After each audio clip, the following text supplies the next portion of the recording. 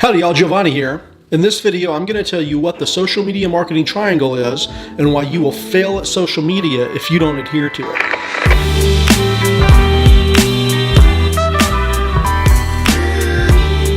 So today we're talking about time, quality, and cost, and you get to have two of those.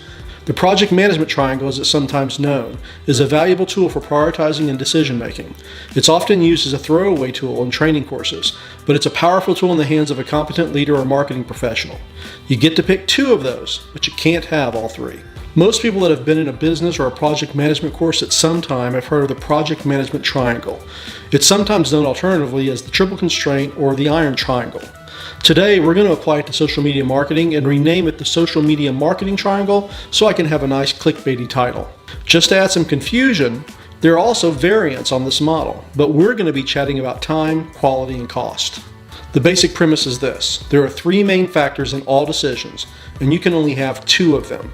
Let's explore the triple constraint, shall we? You can build a marketing campaign that is fast and cheap, but it probably won't be very good quality. Or you could build a marketing campaign that is cheap and of great quality, but it's not going to be fast. Or you can build a marketing campaign that is executed quickly and is of high quality, but it's going to cost you a lot of money. When defining a project or series of work tasks, there are boundaries and values that we need to work within. For me, at the beginning of any major project, I need to understand what the key priorities are. Given a situation, what does the stakeholder or the project champion value the most? Is it time, quality, or cost? Problems are going to occur. Compromises will need to be made. And under these situations, what comes first? Is it time, quality, or cost? What comes last? Say it with me: time, quality, or cost. And it's never allowed to be it depends or a smirky little yes. And for the record, if the person leading the project tries to claim that all three are possible, well, they're a terrible person. For a given project, deliverable, or campaign strategy, there must always be a first priority and a last priority set. Without this, confusion, indecision, and ultimately failure will rule the day. Of course, the person paying the bill will want all three, but they can't have those. A confident project manager knows this and helps the stakeholder to understand that you can have two, but not three. This really manifests itself when it comes to problems and big barriers in the development of your campaign. Things go wrong. The plan gets delayed, things need to be done, people need to sleep, life happens. So team members need to understand before things go wrong what your priority really is. Any campaign where the price or cost is fixed before the campaigning starts is a disaster in the making. No matter how well you plan, things are going to change. When costs are fixed before the scope and goals are determined, you're left with one of two outcomes. The campaign timing will be affected, or the messaging, creative, or other elements will not be of the quality that you want. In these situations, low quality could mean less engagement, less reach, and lower sales. When the problems occur before a campaign scope is even determined, there is always a cost or penalty involved. In this scenario, that cost could be a new time constraint, spending money which wasn't in your budget, or the quality of the messaging, creative, or the results of the campaign are just not going to live up to what your expectations were. Time is the factor of speed. When something needs to be done by a certain date, we can always make things faster by throwing more resources at the problem. But that costs money.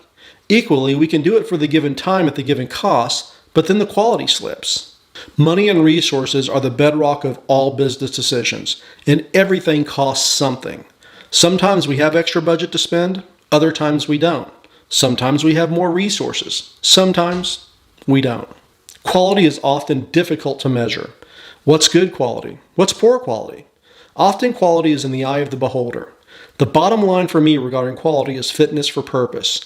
For example, is a cheap cup of coffee quality? Well, if our need is to get a quick buzz to help get us through the afternoon lulls, then a terrible caffeine-fueled cup of joe in a styrofoam cup will probably do the trick.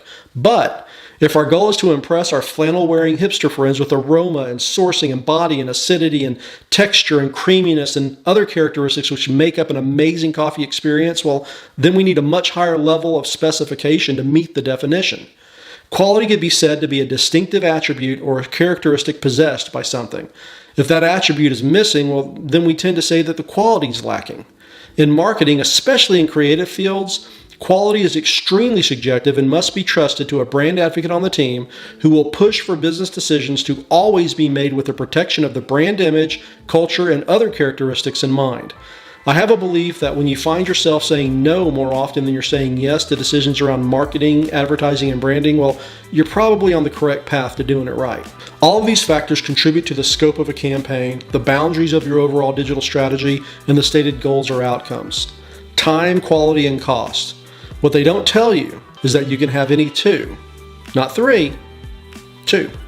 So this model is taught in many courses. Its name sometimes changes, the dimensions on the triangle sometimes vary, but all the documentation and literature that I've seen all neglect to say that the keys to making this work is discipline, focus, and consistency.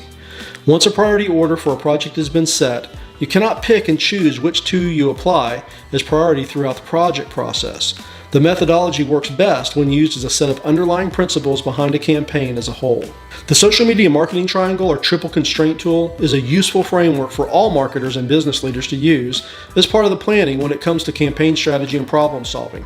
With everyone involved knowing the constraints and priorities before the problems happen, it can make problem solving faster and more aligned with the needs of the organization. And one last thing, if you think you can ignore this and barrel ahead with what you've been doing in the past, well, guess what? Two will get chosen for you by the very nature of the process. You're better off being in the driver's seat. How many do you get to pick? You get to pick two. Okay, now I've got a quick favor to ask. I started my first channel on YouTube in 2007. This past December, I deleted that account. Well, I want to test the tactics and techniques that I use for clients on myself. You see, each year for several years now, I delete my followers on Twitter in December and I start over. I've been doing this because it forces me to stay relevant by having to rebuild my account every year. This year I decided to add YouTube to the mix, so I deleted the previous YouTube account that I had for 12 years and I'm starting over from zero. So I have a favor to ask. Please head over and subscribe to my YouTube channel and mention my channel to your nerdy marketing friends on MySpace and on your CompuServe listservs. Thanks again. I hope you learned a thing or two in this video and that you'll come back and visit me again.